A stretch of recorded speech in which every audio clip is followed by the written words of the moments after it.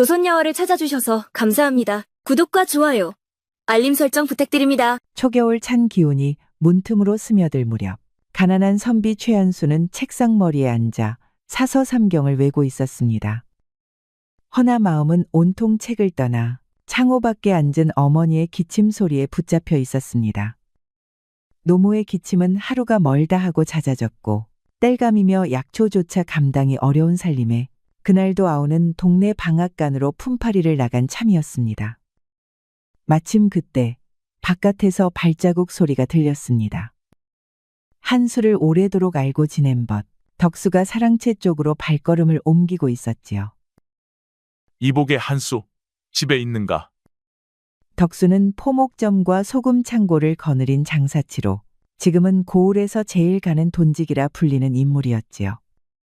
동시에 덕수는 어려운 시절부터 한수와 우정을 나눈 유일한 절친한 벗이었습니다.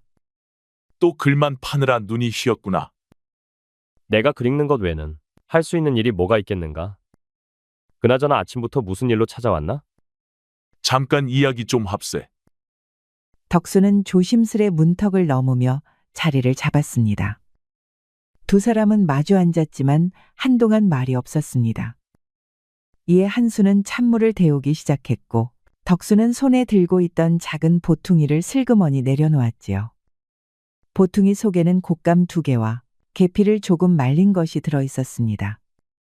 마실 것도 넉넉지 않을 터이니 미리 준비해 온 것이었지요.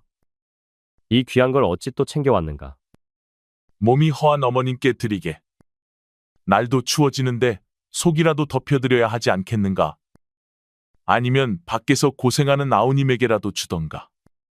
항상 고맙네. 한수는 더 말없이 찻잔을 내주었습니다. 주전자의 김이 피어오르자 그제야 덕수는 목소리를 낮춰 말을 꺼냈습니다. 요즘 과거 준비는 어찌 되고 있는가?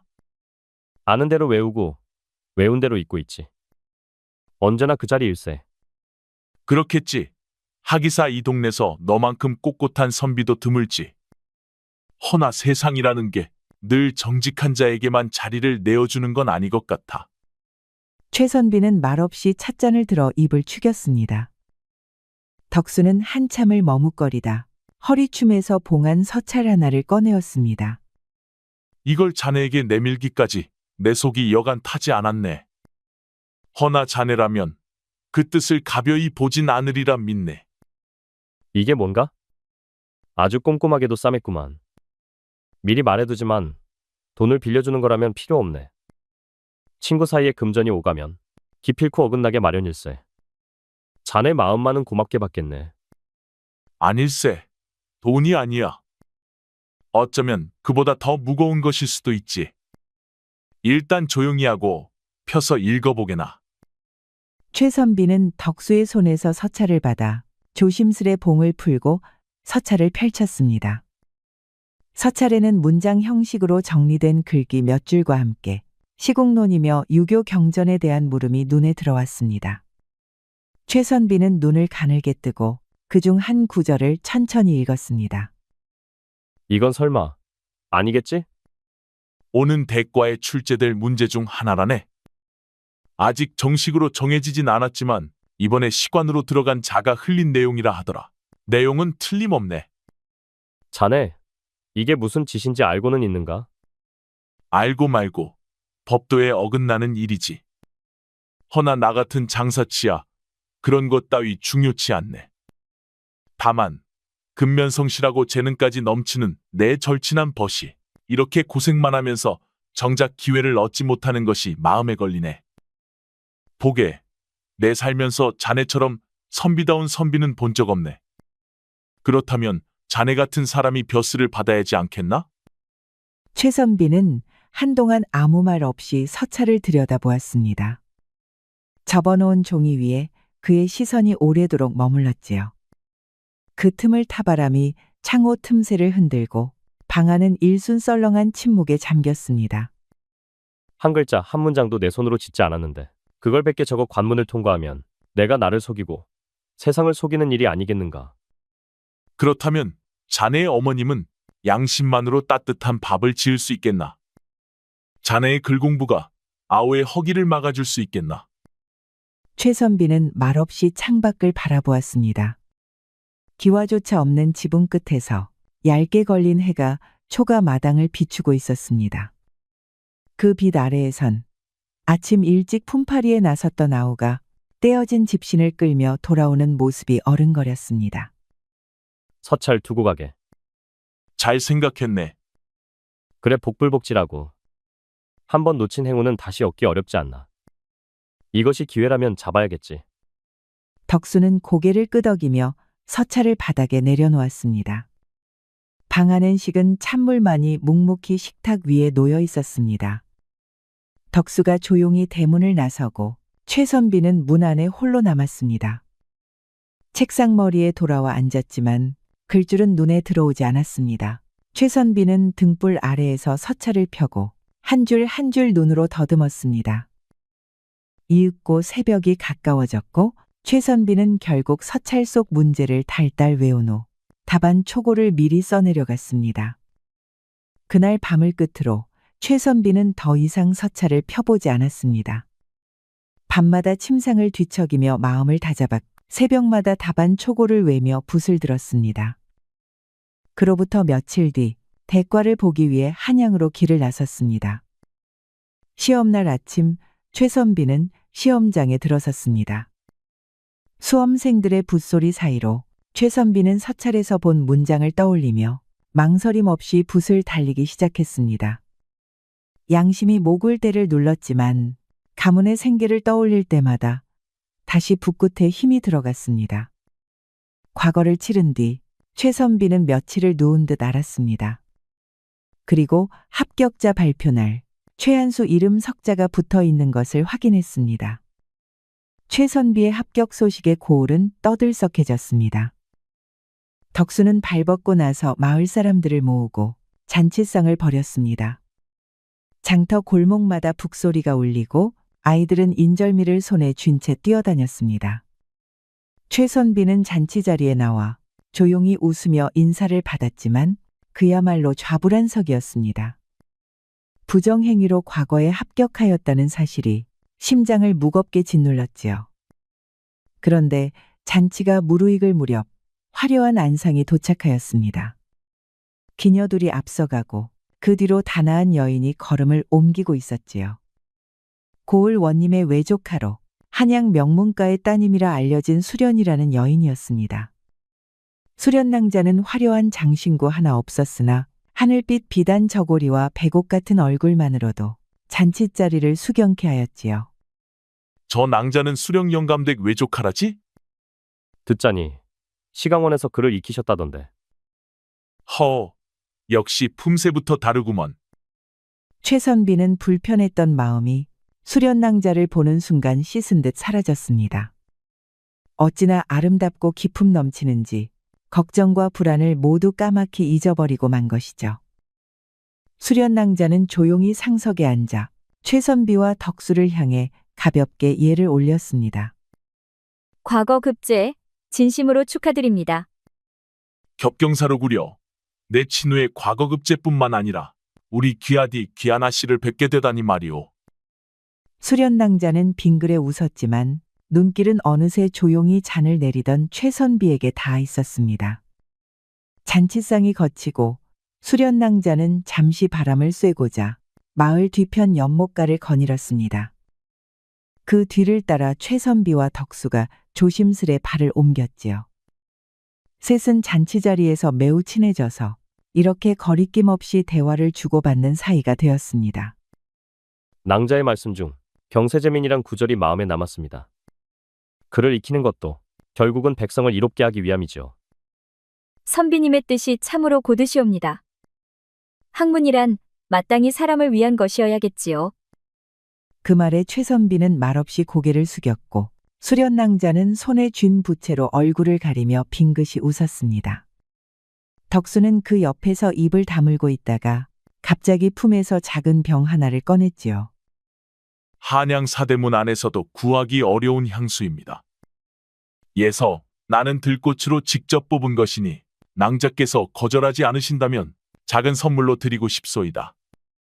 상공께선 은은한 향을 고르시는 안목까지 갖추셨나 봅니다. 향보다 그 마음이 더 고맙습니다. 덕수는 미소를 지었으나 그 눈길은 수련낭자의 시선이 여전히 최선비를 향하고 있는 것을 놓치지 않았습니다. 그날 이후 두 남자는 수련낭자의 곁을 자주 맴돌았습니다. 덕수는 한양서 들여온 책이며 비단을 종종 보내며 정성을 보였고 최선비는 수련낭자와 함께 시를 논하고 논어의 한 구절을 함께 외기도 하였지요. 군자무본 볼리비도생이라 하였지요. 사람됨이 바르면 그 뜻이 곱고 말도 바르게 되나이다. 말씀을 들으니 마음이 편안해지는군요. 선비님의 글얼은 거친 세상 속에서도 잔잔한 물결 같사옵니다.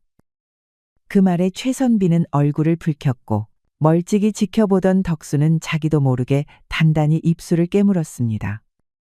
수련낭자는 고요한 연못가에 앉아 책장을 넘기고 있었습니다. 그 곁으로 다시금 두 사람이 다가왔고 이번엔 덕수가 먼저 입을 열었지요.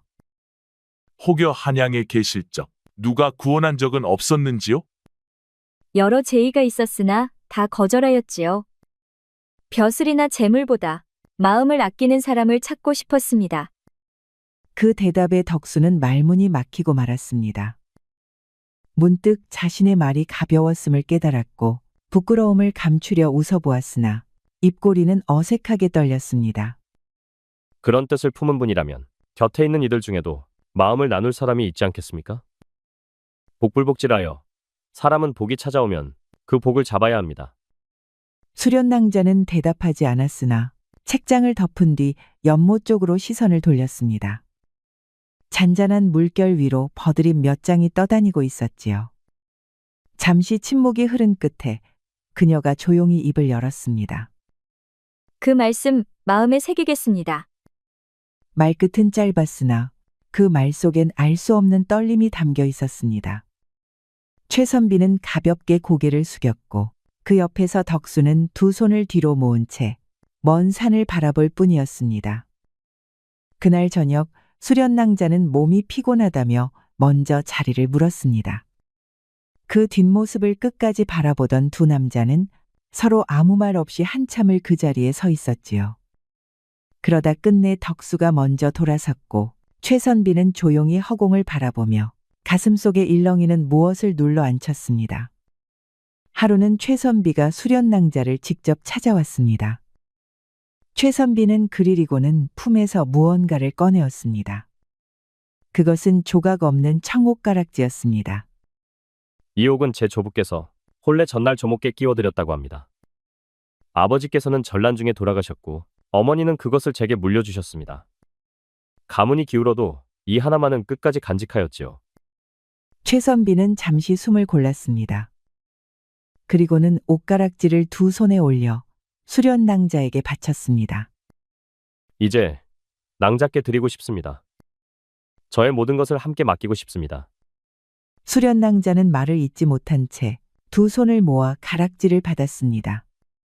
옥의 빛이 그녀 손 안에서 은은히 번졌고 그 빛은 마치 눈물처럼 맑고 조용했습니다.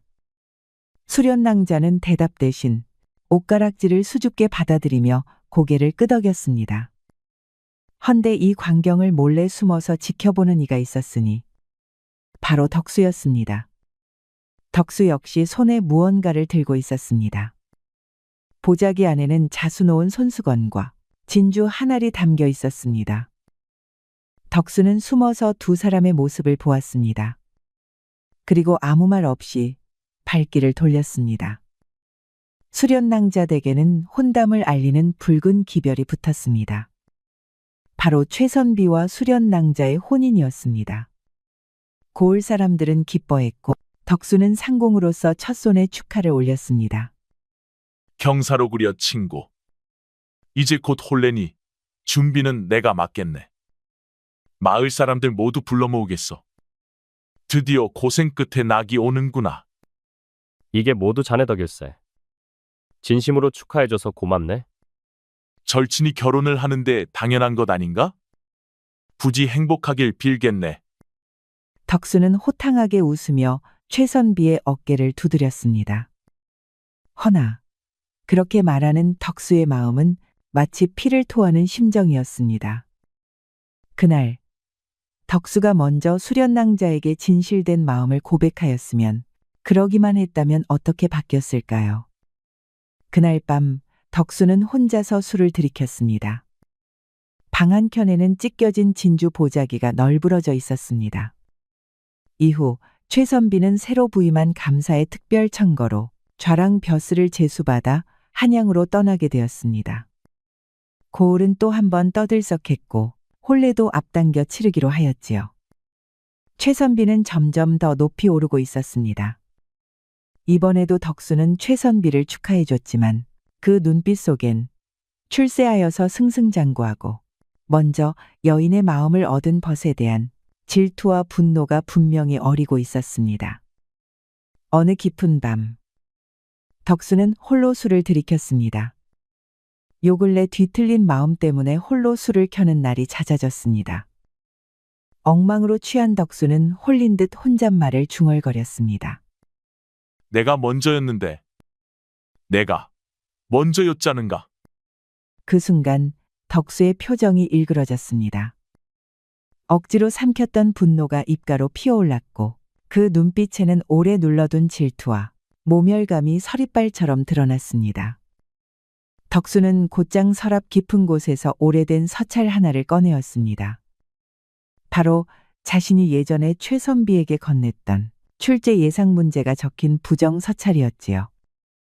덕수는 잠시 서찰을 손에 쥔 채 고민하다 조용히 벼루에 먹을 갈고 붓을 들어 밀고문을 써내려가기 시작했습니다. 며칠 뒤 관아 내사청에 봉인된 밀고장이 도착했습니다. 이름 없는 상소였으나 정갈한 글씨로 이번 대과에 부정이 있었음을 조사해 주시기 바랍니다라 쓰여 있었지요. 상소에는 출제 예상 문항을 정리한 서찰 한 장이 동봉되어 있었고 그 내용은 이번 과거 시험의 문제와 놀라우리만치 유사하였습니다. 문제는 그 서찰의 필체가 급제자 최한수의 필체와 흡사하다는 점이었습니다. 관아는 이에 곧바로 수사를 확대하였습니다. 과거 시험에서의 부정행위는 곧 조정의 인재 등용을 어지럽히는 중죄로 여겨졌습니다. 백성이 그를 익히며 수십 년 공을 들이는 시험이요 왕조의 기틀을 세우는 등용문인 까닭에 그 공정성과 엄정함은 임금의 위신과도 직결되는 일이었습니다. 따라서 부정이 밝혀질 경우 급제는 곧바로 취소되며 관직은 박탈되고 경우에 따라선 곤장과 유배형까지 내리는 것이 통례였습니다. 며칠 뒤 최선비가 관아로 불려나왔습니다. 처음엔 무슨 일인지 몰라 어리둥절하였지만 관아에선 그가 쓴 글과 서찰의 글씨를 나란히 놓고 대조하고 있었지요. 글씨가 거의 흡사합니다. 게다가 시험지 문장과도 유사한 표현이 자주 보입니다. 최선비는 말없이 서찰을 내려다보았고 이내 자신의 양심 깊은 곳에서 무거운 짐이 쿡쿡 찔러 들어왔습니다. 잠시 침묵이 흐른 후 마침내 입을 열었습니다. 시험장을 나선 그 순간부터 부정을 저지른 일이 소인의 마음을 놓아주지 않았습니다. 모든 것이 소인의 불찰입니다. 무슨 벌이든 달게 받겠습니다. 최선비는 죄책감에 못 되이겨 모두 자백하였습니다. 허나 그 와중에도 하나뿐인 친구 덕수에 관해서는 일절 언급하지 않았습니다. 하여 관아는 최선비의 자백과 정황을 바탕으로 급제 취소와 관직 박탈을 결정하였습니다. 그리고 백성을 속인 죄를 들어 최선비를 외딴 섬으로 유배 보낼 것을 명하였지요. 이러한 소식은 자연스레 수련낭자의 친정에도 전해졌습니다. 수련낭자는 최선비가 그리한 부정행위를 저지를 리 없다고 거듭 두둔하였으나 이미 집안에서는 결정을 내린 뒤였습니다. 결국 혼사는 파기되었습니다. 다행히도 아직 혼례를 올리기 전이었기에 금지옥엽 외동딸이 이혼녀가 되는 불명예는 피할 수 있었지요. 최선비의 유배 소식이 전해지고 수련낭자는 며칠을 알아누웠습니다. 그렇게 알아누운 수련낭자를 찾아온 사내가 있었습니다. 바로 덕수였습니다. 낭자, 이젠 그만 마음을 접으셔야 하지 않겠습니까? 제 마음을 단칼에 접으라 하시는 말씀입니까? 최선비가 한 짓은 명백한 부정행위였습니다. 낭자의 집안도 그 사실을 모두 알고 있지 않습니까? 지금이라도 새로운 인연을 받아들이신다면 제가 낭자께 부끄럽지 않도록 모시겠습니다. 수련낭자는 아무 말 없이 고개를 숙였습니다. 이에 덕수는 한 번 더 밀어붙였습니다. 낭자의 부친께서도 요사이 재정이 넉넉지 않다고 하셨습니다. 저희 혼사가 성사된다면 당장 지참금 300냥과 비단 10폭을 들여 인연을 갖고자 합니다. 부디 돌아가 주셔요. 몸이 여의치 않아 당장 답은 못 드립니다. 알겠습니다. 몸조리 잘하십시오. 그래도 이 모든 것은 낭자와 집안을 위한 일이라는 것을 명심해 주십시오. 덕수는 인사를 하고 돌아갔습니다. 그날 밤 수련낭자는 홀로 앉아 등잔불을 바라보았습니다. 수련낭자는 끝내 아무 말 없이 눈을 감았습니다. 혼례는 조용히 치러졌습니다. 잔치는 없었고 악공도 불리지 않았습니다. 드디어 부부의 연을 맺게 되었군요. 그대는 이제 내 아내요. 예, 상공. 덕수는 옅게 웃으며 고개를 끄덕였습니다. 반면 수련낭자의 눈은 공허함으로 가득 차 있었습니다. 바닷바람이 매서운 유배지에서 최선비는 염전일에 매달려 있었습니다. 하루 종일 짐을 나르고 밤이면 다리를 주무르며 잠들었습니다. 그러던 어느 날 섬으로 한 통의 편지가 도착하였습니다. 고을에서 온 서찰이었지요. 봉투에는 이름이 없었으나 글씨는 낯익었습니다. 수련낭자가 덕수와 혼례를 치렀다고? 최선비는 서찰을 꼭 쥔 채 오래도록 움직이지 않았습니다. 머리가 좋은 최선비는 이제야 모든 것이 앞뒤가 맞기 시작했습니다. 덕수도 수련낭자를 연모하고 있었습니다. 그리고 밀고장이 날아온 시기가 그야말로 절묘하기 그지없었지요. 게다가 최선비가 유배지에 보내지고 얼마 지나지 않아 곧바로 덕수가 수련낭자와 혼인을 맺은 것도 이상하리만치 빠른 일이었습니다. 설마 싶던 의심이 이쯤 되면 확신으로 굳어졌습니다. 밀고장을 보낸 자, 수련낭자 곁을 가장 먼저 파고든 자, 그리고 아무도 모르게 부정서찰을 손에 쥔 자. 모두 하나로 이어졌습니다. 최선비는 서찰을 내려다보며 입술을 꾹 다물었습니다. 그제야 덕수가 지금까지 보여준 모습은 모든 것이 연극이었음을 알아차렸지요.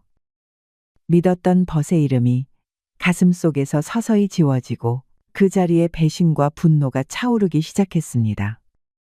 덕수, 너였구나. 하나뿐인 절친이라고 떠벌리고 다녔던 네가 믿어 의심치 않았던 내 등에 칼을 꽂았구나. 붉게 물든 바다를 바라보며 최선비는 입술을 깨물었습니다. 사랑하는 여인을 잃고 벗에게 배신당하고 벼슬길에서 밀려난 지금 최선비의 눈빛은 싸늘하고 맑게 가라앉아 있었습니다. 그날 밤 최선비는 유배지를 몰래 빠져나왔습니다. 경계를 맡던 하급 군관은 최선비가 사라진 줄도 몰랐지요. 최선비는 망설임 없이 북쪽 한양을 향하고 있었습니다. 며칠 뒤 수척한 몰골의 최선비가 한양에 닿았습니다. 예전 관직 시절 알게 되었던 뒷세상의 인연들을 찾아가니 누구는 술집 종업이로 전락했고 누구는 하급 포도군관과 내통하는 밀고자가 되어 있었습니다. 그들과 조용히 술잔을 기울이며 최선비는 하나씩 필요한 정보를 모아갔습니다. 먼저 덕수가 운영하던 포목 창고의 실소유주가 사실상 고을 수령이라는 사실을 알아냈고 그 수령이 매달 받아먹는 금전의 장부가 내사청 관리의 사촌을 통해 정기적으로 옮겨진다는 내막도 알게 되었지요. 최선비는 일부러 서두르지 않았습니다. 매사 조용히 움직이며 장부 사본을 만들고 창고지기의 필체까지 흉내내어 모조 장부 한 벌을 작성하였습니다.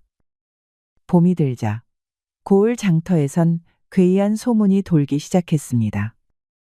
덕수가 뇌물을 대납한 수령댁 서리가 야밤에 사라졌고 그 집안 장남이 조정에 비밀 상소를 넣었다는 풍문이었습니다.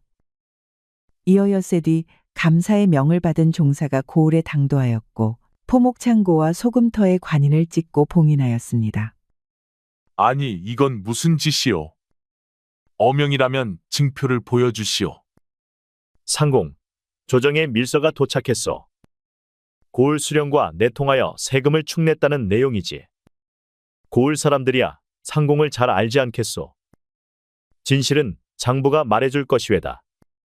덕수는 발끈하여 항의했지만 곧 장부 속 숫자들이 감사의 눈길 아래 하나씩 허점을 드러내기 시작했습니다. 며칠 뒤 고을 수령은 조정으로 소환되고 덕수의 창고는 모두 봉쇄되었습니다. 창고에서 나온 장부는 시시콜콜한 뇌물 내역과 고을 백성들에게 덧붙여 거둔 세모까지 정리되어 있었습니다. 덕수는 혐의를 부인했으나 수령과 나눈 밀서 일부가 정조문서 형식으로 남아 있었고 그 문서에는 덕수의 필체가 분명히 남아 있었지요. 덕수는 어두운 방 안에 홀로 앉아 관청에서 가져온 장부 사본과 문서 뭉치를 한 장 한 장 넘기고 있었습니다. 도무지 이해할 수 없는 일이었습니다. 내부 장부가 조정에 흘러나갔고 자신이 몰래 적어둔 정조문서까지 그대로 감사 손에 들어간 것이었습니다. 그 순간 덕수의 시야에 낯익은 글씨 하나가 걸렸습니다. 장부 사본 가장자리에 적힌 글귀.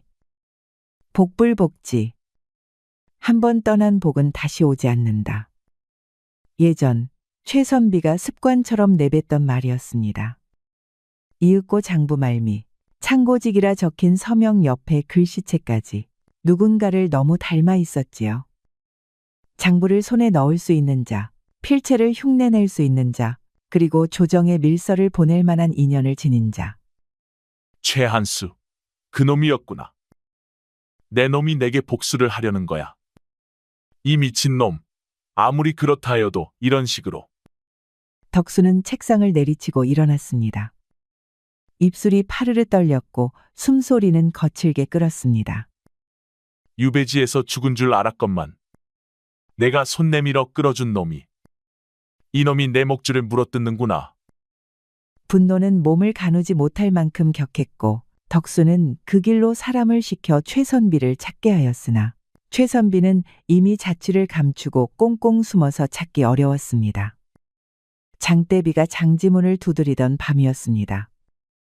수련낭자는 우연히 마당을 오가던 하인들의 수런거림 속에서 그간의 내막을 모두 전해 들었습니다. 덕수의 창고가 폐쇄된 연유, 고을 수령이 조정에 불려간 사정, 그리고 그 배후에 유배지로 사라졌던 최선비가 있었다는 사실까지.